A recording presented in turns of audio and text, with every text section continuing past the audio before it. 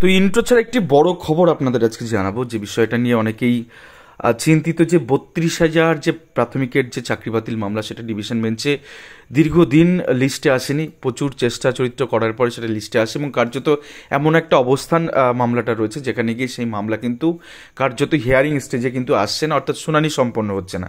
তো সেই জায়গা থেকে সিঙ্গেল বেঞ্চে যে একাধিক ভালো ভালো কাট অফ সংক্রান্ত মামলা, একাধিক যে মামলা অন্তত রিলেটেড টু 42 সমস্ত মামলায় কিন্তু লিস্ট থেকে বের করে দিচ্ছেন বা অ্যাপিলের কারণে এই মামলাগুলো শুনানি করাচ্ছে না সিঙ্গেল জাজ।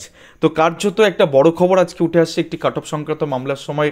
আজকে একজন আইনজীবীর সাথে বিচারপতির যে কথোপকথন হয়, সেখানে পরিষ্কার যে বিষয়টা সামনে আসে যে 32,000 মামলা ডিভিশনে আটকে থাকা নিয়ে উষ্মা প্রকাশ করেন বিচারপতি সিঙ্গেল জাজ। এবং সেই সাথে একটা মন্তব্য তিনি করেন, যে তিনি বলেন যে মামলাকারী আইনজীবী যারা ছিল, কাট অফ সংক্রান্ত মামলার যে আইনজীবী, তাকে বিচারপতি বলেন যে কার্যত আপনার উচিত এটা নিয়ে পদক্ষেপ গ্রহণ করা, প্রয়োজনে প্রতিদিন আপনার জুনিয়রকে পাঠাতে হবে সেই ডিভিশন বেঞ্চে বা পাঠান ডিভিশন বেঞ্চে, যাতে করে এই মামলাটা শুনানি হয়। এবং তিনি এটাও বলেন বিরক্তির একটা শেষ সীমা আছে। তো এই কথাও তিনি বলেন। কত বড় একটা বড় মন্তব্য তিনি করেছেন, তার কারণ হচ্ছে যে তিনি মামলা শুনতে পাচ্ছেন না ডিভিশন বেঞ্চের এই আপিলের জন্য। এবং কার্যত যে হারে মামলা হয়েছে কাট অফ সংক্রান্ত মামলা, কারণ বহু ডিস্ট্রিক্টে আপনারা জানেন যে 10 পেয়ে চাকরি করছে, সেখানে একজন সংরক্ষিত বিভাগের প্রার্থীরা 20, 18, 19 পেয়েও কিন্তু তারা চাকরি পান। এবং সেই বঞ্চনার খতিয়ান যদি আপনাদের বলি, তাহলে দেখতে পাবেন যে প্রায় 8 বছরের উপরে হয়ে গেছে। কার্যত যদি আপনি একদিনের স্যালারি আপনি কষে দেন, এবং 12,000 আনফিট ক্যান্ডিডেট এটা কেন বলছি, তার কারণ আপনার জানেন রিজার্ভেশন রোস্টার এখানে মানা হয়নি, এই ক্যাটাগরি টু ক্যাটাগরি নিয়োগ হয়ে গেছে এবং 12,000 প্রার্থী, সংরক্ষিত বিভাগের প্রার্থী এখানে ডিপ্রাইভ হচ্ছে। এবং কিছু লাগবে না, জাস্ট আমাদেরকে দিয়ে দিন না প্যানেল, না সিবিআই, না ইডি, না সিআইডি, কিচ্ছু লাগবে না, প্যানেলটা প্রকাশ করতে দিন, আমাদের হাতে তালিকা দিয়ে দিন, আমরা দেখিয়ে দেবো যে 12,000 অযোগ্যরা কী করে রয়েছে এর মধ্যে, আনফিটটা কী করে রয়েছে এর মধ্যে। কারণ তারা চাকরি পাওয়ার ওই জায়গায় পৌঁছাবে না। 10 পেয়ে কেউ যদি চাকরি করে, সেখানে 20 ছেলেমেয়েগুলো বাইরে থেকে গেছে, সম্ভব না। তো কার্যত 12,000 প্রার্থী ইন্টু একদিনের স্যালারি কষে দেন, তাহলে বুঝতে পারবেন পার ডে কত কোটি টাকা বেখাতে যাচ্ছে, আনফিট ক্যান্ডিডেটের খাতে যাচ্ছে। এবং রাজ্য সরকারের এই টাকা তো রাজ্য সরকারের না, এই টাকা হচ্ছে মানে পশ্চিমবঙ্গের পাবলিকের টাকা, যেটা অন্য খাতে পার ডে যাচ্ছে। কত কোটি টাকা যাচ্ছে এবং কত কোটি টাকা 8 বছরে গেছে, তার হিসাব পাবেন। কার্যত বর্তমান সময় দাঁড়িয়ে বিভিন্ন রকম সমালোচনা হচ্ছে যারা মামলাকারী তাদেরকে নিয়ে। তো সেই জায়গা থেকে কয়েকটা বিষয় একটু বলি। প্রথম কথা, এই যে ধরুন 5% অ্যাডিশনাল প্যানেল বলে একটা মামলা হয় হাইকোর্টে, সেই হাইকোর্টের মামলা থেকে, যেটা 2022 সালে ফাইল করা একটি মামলা, সেই মামলাতে কার্যত প্রায় 6-7 বছর, প্রায় 6 বছর পরে এস রয় বাসু কোম্পানির নাম রিভিল হয়, যেটা কিনা কলকাতার ওই এপিসি ভবন থেকে সামান্য কিছুটা দূরে। এবং সেখানে কার্যত সেই যে একটা চার্টার্ড অ্যাকাউন্ট ফার্ম, যাদের কোনো এক্সপিরিয়েন্স ছিল না, তাদেরকে উইদাউট টেন্ডারে সমস্ত কাজ করিয়ে দেওয়া হয়, জুতো সেলাই থেকে চণ্ডীপাত, এই সমস্ত বিষয়গুলো মামলা করেই রিভিল হয়েছে। এবং তার যে প্রোগ্রামিং অফিসার পার্থ সেন এবং যে একমাত্র জীবিত মালিক 3 জনের মধ্যে, কৌশিক সম্ভবত কিছু একটা নাম, কৌশিক চৌধুরী না কৌশিক মাঝি সম্ভবত নাম, সেই ভদ্রলোক অ্যারেস্ট হয়েছে। কেন সিবিআই অ্যারেস্ট করেছে? তার কারণ তিনি অন্যায় করেছে, দুর্নীতি করেছে, বেনিয়ম করেছে। এবং এই 5% মামলা থেকে আপনারা প্রত্যেকে ওয়াকিবল জানেন যে কতগুলো অ্যাডিশনাল প্যানেল হয়েছে। একটা মূল প্যানেল হওয়ার কথা, সেখানে রাতের পর রাত 11টা অ্যাডিশনাল প্যানেল হয়েছে। এবং সেই প্যানেলে কারা কারা চাকরি পেয়েছে, কিভাবে চাকরি পেয়েছে, তার গোটাটাই কিন্তু এই এস রায় বাসু কোম্পানি মহামান্য হাইকোর্টে জমা করে 5% মামলায়। এবং কার্যত সেটা দেখেই দেখা যায় যে যেখানে 17 সালে প্যানেল বেরিয়ে যায়, 18 সালে প্যানেল এক্সপায়ার করে যায়, সেটা গিয়ে কার্যত 19-20 সাল পর্যন্ত গোটা বিষয়টা চলেছে। তো এই ধরনের জিনিসগুলো তো মামলা না করলে উঠেই আসতো না। আজকে মামলাকারীদের তির্যকভাবে দেখা হচ্ছে এবং এক শ্রেণীর সম্প্রদায় এগুলোকে, এই জিনিসগুলো করাচ্ছে। তার কারণ তারা কমিটেড ফ্রড করেছে, চিট করেছে, আরবিটারি ম্যানারে নিয়োগ করে গেছে, কার্যত তার জন্য পর্ষদ সভাপতি জেল কেটেছে, এইভাবে করেছে, তার হার্ড ডিস্কে পাওয়া গেছে।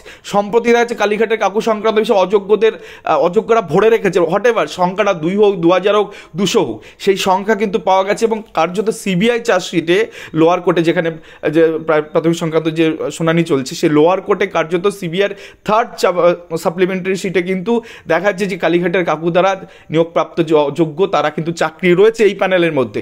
কার্যত সেইখান থেকে দাঁড়িয়ে, যেখানে বেশ কিছু প্রার্থী আরও সার্টেন, অমৃতা সিনহা ম্যাডামের অর্ডারের পরে তাদেরকে বোর্ড রেকমেন্ডেশন তালিকা থেকে বাদ দেয় এবং ডিপিএসসি তাদের চাকরিগুলো বাদ দেয়, পরে সুপ্রিম কোর্টে সেটা পেন্ডিং আছে।